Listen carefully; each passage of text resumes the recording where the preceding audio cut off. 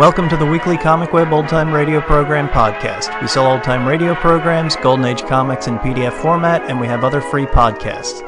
Visit comicweb.com for more information or find us on Facebook and iTunes. This week our podcast features an episode of X-1 called The Embassy. It first aired in the 1950s. Countdown for blastoff. X-5, 4, 3, 2, X-1, fire.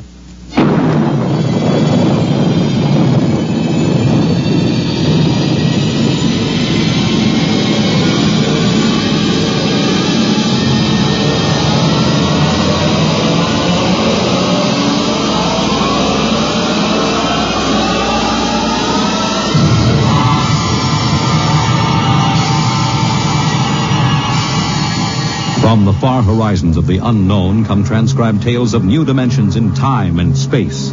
These are stories of the future, adventures in which you'll live in a million could-be years on 1,000 maybe worlds. The National Broadcasting Company, in cooperation with Street and Smith, publishers of astounding science fiction, presents X minus 1.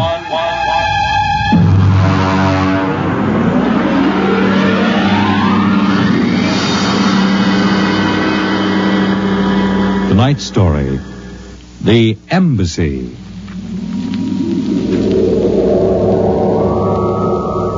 Out of the infinitude of stars and planets in the solar system and other systems in the universe, it is almost mathematically certain that other forms of life exist on other worlds. Someday, in the future, in 1,000 years, or in the next 25 minutes, daring travelers through space will make contact with the inhabitants of another world. But the question is, will we contact them first, or will they contact us? A private detective agency in downtown New York. Mr. Graffius, Mr. Broderick will see you. Well, what can I do for you? My name is Graffius of Springfield. I would like your assistance in helping me locate a Martian embassy. Would you say that again very slowly? I came to New York to locate the Martian embassy. I assume you were joking. On the contrary, I am completely serious. As it happens, I am interested only in Martians at the moment. I see. Okay, shoot. Well, it occurred to me in the course of my studies that we, Earth people, cannot possibly be the only intelligent form of life in the universe. Since Mars is older geologically, and since it is also an atmospheric planet, its evolutionary history could easily be similar to ours. You follow me? Well, so far I can't say no. If this is true, then they must have been watching us, observing us for hundreds, possibly thousands of years. They also know we are a militaristic, warlike race. We might conceivably set out to conquer and occupy Mars someday. In which case they would try to get the jump on us. Precisely, Mr. Broderick. Now, if you were planning to attack an unknown nation, what would be your first move, Mr. Broderick? Well, intelligence. Find out what the odds are. Oh, you have a very logical mind, sir. You would send agents to scout the nerve centers of earthly civilization and advancement. Not Kansas City or Equatorial Africa, my dear sir, but here, in New York, the most technically advanced spot on the earth. And you want me to help you prove this theory of yours? Precisely. The expense doesn't interest me. Well, now, this may take a long, long time, Mr. Graffius. After all, nobody has ever seen a Martian. I assure you they will be very ordinary-appearing people. Mm-hmm. Very likely they live together in downtown New York. Most certainly they live in a private house with no servants to pry in their affairs. Oh, some ordinary people who live in a private house in downtown New York. How much is the well look of Martians in the classified section of the phone book? There's one other lead which might help you. What's that? They would be almost certain to subscribe to every conceivable type of newspaper, scientific journal, and foreign language publication. Well, now, that might be something. Okay, Mr. Graffius, it's a deal. Excellent. I shall contact you tomorrow.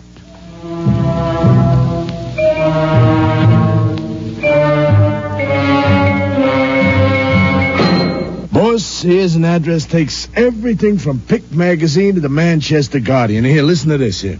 Pick, Look, Scientific America, the Daily News, Daily Worker, the Police Gazette, Journal of Engineering, a Scientific Quarterly, American Psychiatric Journal. Let me see that. Yeah. Oh, Doolin. Sometimes I wonder, what is the address on this? Well, it's 9 West 124th Street. Which happens to be the Harlem branch of the New York Public Library. Oh. Now listen, Noodlebrain, what we're looking for is a private house. Oh, boss, what is the sense of all this? You know there ain't no Martian embassy in New York. This crackpot is paying us $100 a day, and we got to keep him happy. Do you understand? Yeah. Also, I have a hunch that Mr. Graffius is not looking for any Martian embassies. He is looking for something quite different. So we are going to find it for him.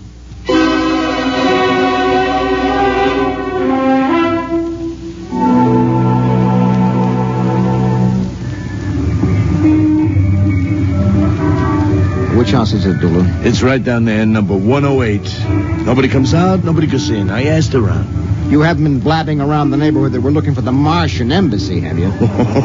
Boss, I'm stupid, but I ain't that stupid. So who'd you talk to? I struck up what you might call a casual acquaintanceship with those two girls standing with the baby carriages up the street. That cute one is real cute. Look, Doolin, don't try to do anything intelligent, all right? Just keep walking up and down, see? Check. I'm going back to the office to meet Graffius. I'll see you later, boss.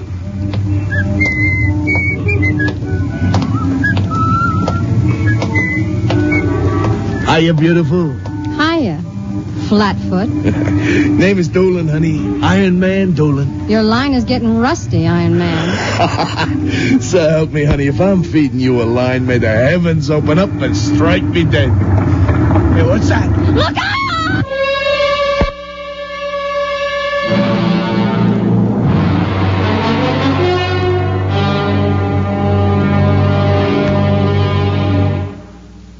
I'm sorry to have kept you waiting, Mr. Graffius. Thank you. But I've had Doolin casing our first lead for a week now. It's a house down in Greenwich Village, privately rented, number 108 Conklin Street. Nobody seems to know anything about who lives there, except that they subscribe to every paper and scientific journal put out. Also, there's a radio antenna on the roof. Oh, you don't suppose your Mr. Doolin will try to get inside the house? If this place is the Martian embassy... No, don't worry. Doolin can take care of himself. I'll stop him now. Excuse me. Hello. Yeah, speaking. Doolin? Yeah, he works for me. What? No. No, I can't think of any. Yeah, sure. Okay, I'll be right down. Okay, Lieutenant, yeah. Yeah, right away. Something the matter? Doolin is dead, Mr. Graffius. All right, come on, we get a cab. I have to identify the body.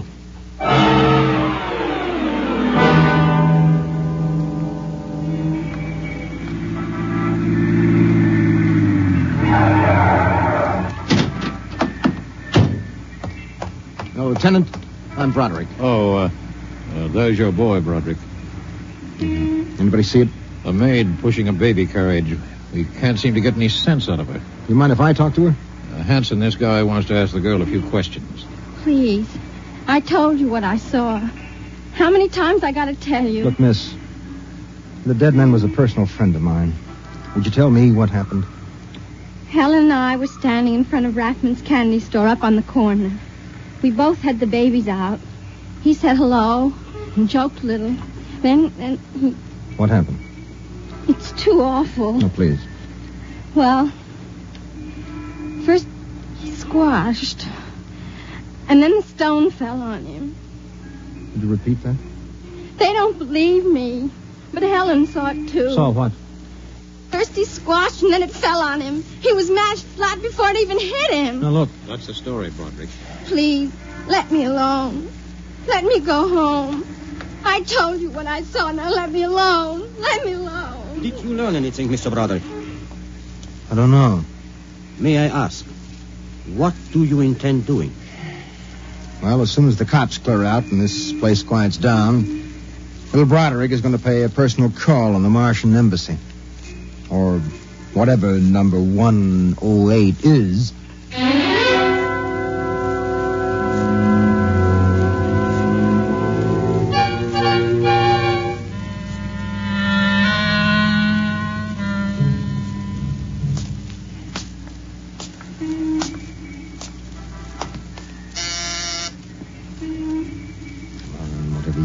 Open that door.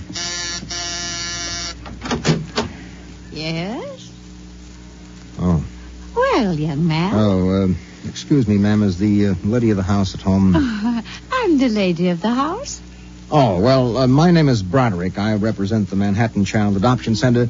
We're soliciting funds and clothing for stranded and unadopted children. I Won't wondered you if... come inside? Well, we don't. Usually Oh, nonsense. I'm old enough to be your grandmother.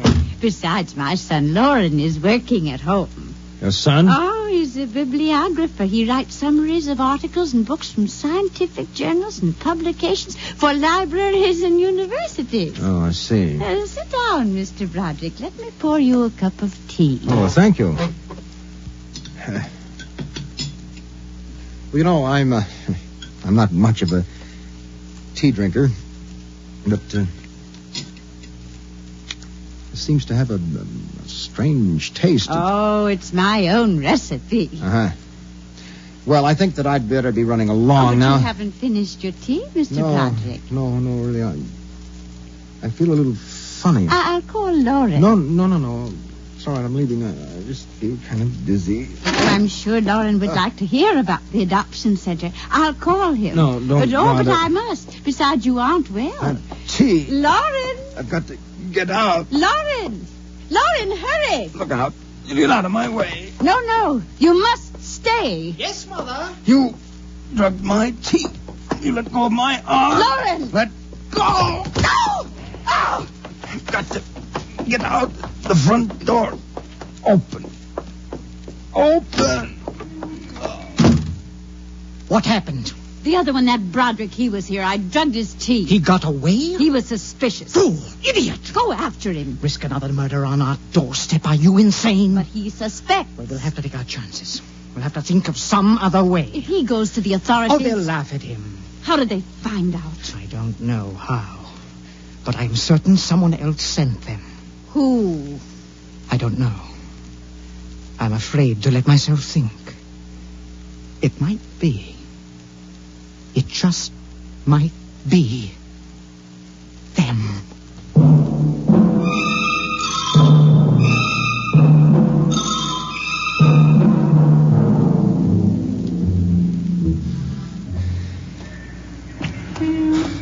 I've got to get help. Oh. Look out! Miss, please. All right, miss. We'll take care of them. Come along, mister. I'm going to give you a break and take you back to the wife and kids. No, you can't. I'm sick. Sick, is it? What's the matter? I'm drugged. They drugged me. Who drugged you? The number 108, the Martians. Who? The Martians and 108 at Martian Embassy. Well, I've seen them with pink elephants, rabbits, and mice, but you're the first one that's got Martians. Oh, it's true, I tell you. Ah, come along. Listen, don't take me back there. They'll kill me.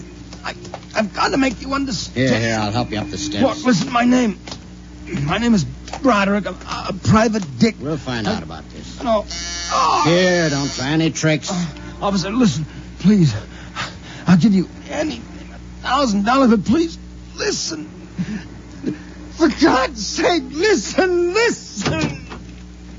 Yes, officer? Oh. Why, Broderick. You know this lush, Granny? Oh, why, that's my son, Broderick. No, she's Martian. He's in pretty bad shape. You better get him to bed. Oh, dear, and he was doing so well at the Alcoholic Society. He must have gotten off again. Looks like he's ready to pass out. Lauren! What is it, Mother? Oh, Brod. Your brother Broderick has been drinking again. No, officer, please. Look out. He's passed out. Oh, I'll take care of him, officer. We've handled this sort of thing before. Can you manage okay? We'll be fine. Thank you. Oh, you've been very kind, officer. Nothing at all, Granny. I know how it is with these alkies. Well, I'll be seeing you.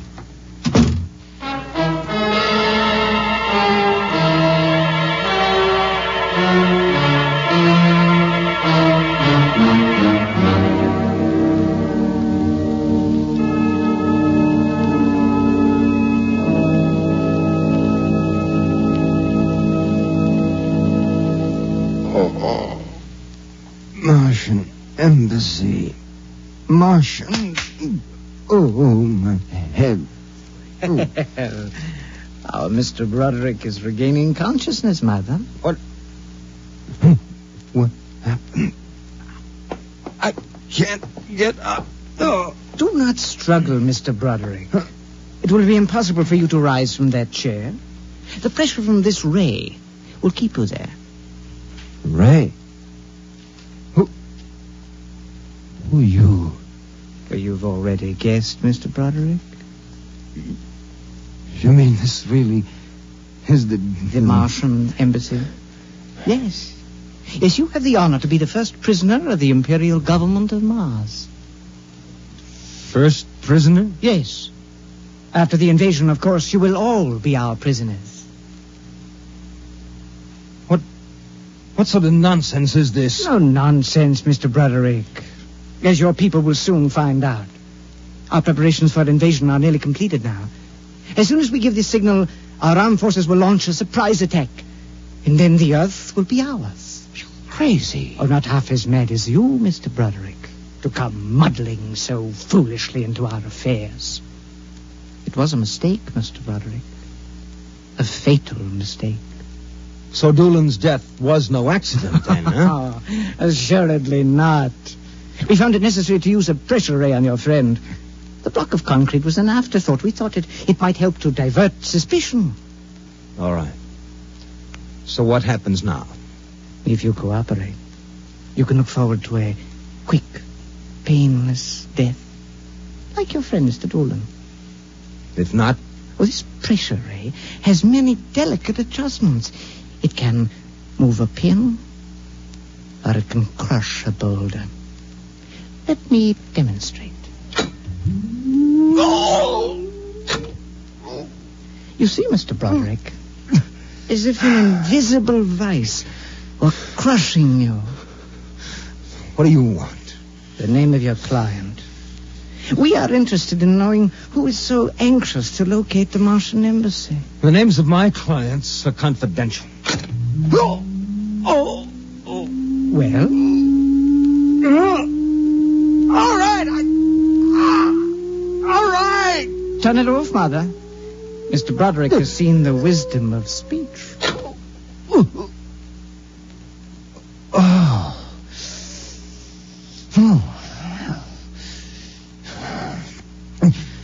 His name is Graphius. Graphius? Yes. An unusual name for an Earthman. Describe him. Well, I don't think I really can. Describe him.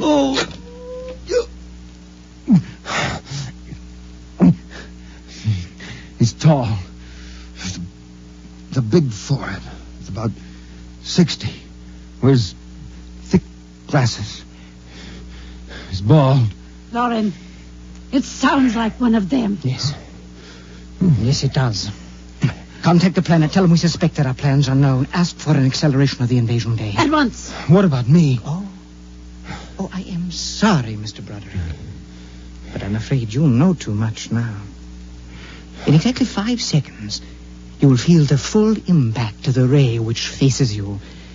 I would suggest that you relax and meet your fate calmly. What now? No, wait a minute. You will feel no pain, just a wall of force crushing you. Yes, but listen. 5. But you can't do this. 4. It isn't human. Yes, I know we're not human. 3. Yes, but do you understand? 2, No. 1. Mother in heaven. Now. Lauren. It didn't work. Something has happened. The magnetic field is dead. Stand back from the pressure ray, please. It will not function anyway. I have decontrolled your field. Lauren, it's one of them. They found us. Did you think we wouldn't? You are free to move now, Mr. Broderick. Look, I don't know how you got in here, Graffius, but stick around. These babies are really Martians, just like you said. They're planning to invade the Earth and take over. There will be no invasion. All right, you keep these characters covered. I'll get the police. There will be no need for the police. I intend to handle them myself. But, Graffius, the police will want Do not call the police. I don't get it. You fool of an earthling. Don't you realize with whom you are dealing? The invasion of Earth by Mars will be like child's play compared with what... Lauren! Oh! Holy mackerel. They just flattened out. Yeah, like your friend, Mr. Doolan. Oh, I detest the use of violence where the intellect can rule. But unfortunately, the Martians are a threat to us and must be destroyed so that we can proceed with our own plans. What plans? Naturally, you wouldn't comprehend. Wait a minute. There are some things here that I do understand. A second ago, that pressure ray didn't work. Now you're using it like it was a toy. How did you get in here, anyway? Who are you? Another one of these Martians? No, Mr. Broderick. I happen to be a Venusian. A what? A representative of the planet of Venus. You're crazy. Not at all. Martian invasion would be like child's play compared to ours. The Martians would simply have conquered and enslaved your people. We Venusians intend to exterminate you completely. And I suppose that you were going to start by knocking me off. On the contrary, you are free to leave any time you please. Leave? Yes. Are you kidding? I know your plans, the invasion. I could go... Tell the police? Go ahead. What? Why don't you try it, Broderick? Because the minute I turn my back, you're going to let me have it. Suppose you try it and see. I have no interest in stopping you. Go ahead. Run to the police.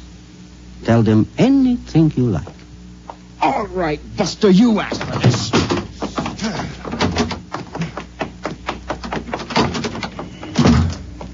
I'm alive. You let me go. Here. Where do you think you're running to? Officer, listen to me. Oh, it's you again. The one with the Martians. Listen, that story is true. You've got to believe me. You've absolutely got to believe me. They're inside that house. Inside number 108. He killed them. Who killed him? Graffius, the leader of the Venusian invasion. Venusian invasion. Look, they're going to take over the Earth. Listen to me. Go in that house. Martians, now Venusians. Okay, brother, I've heard enough. Your Betty is a bedbug. Come along. Please, where are you taking me? Bellevue Psychiatric Ward, my friend. Come on. Oh, but you... Come along. You don't understand. Why are you such a fool? Let go of me. There's going to be an invasion. The Venusians are going to invade us. Why don't you listen to me? Why don't you listen?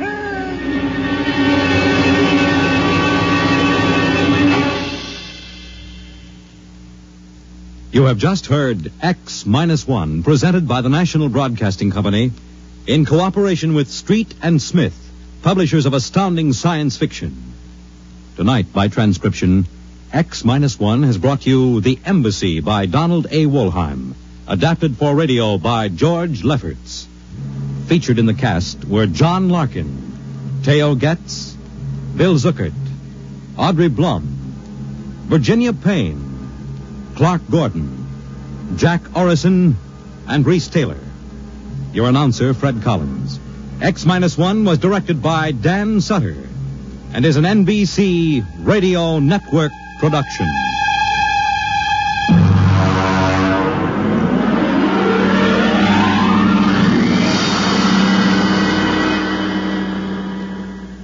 X-1 is the unofficial sequel to the science fiction radio show Dimension X. Dimension X left the air in 1951. In 1955, X-1 started and lasted until 1958. At first, X-1 did old Dimension X stories, but then they branched out with their own science fiction tales. If you love the golden age of science fiction, this is a show for you. Many of the stories came from Galaxy magazine, featuring such authors as Robert Bloch, Ray Bradbury, Robert Heinlein, Isaac Asimov, Robert Silverberg, Poul Anderson, Theodore Sturgeon, and many more. While the stories were science fiction, many had a humorous tone, including Tunnel Under the World about a public relations incident gone horribly, horribly wrong. The show, coming near the end of the age of old-time radio, was able to attract some of the best talent in the field and really bring together stories and outstanding professionals to bring the stories to life. Thanks for listening, and we'll catch you next week.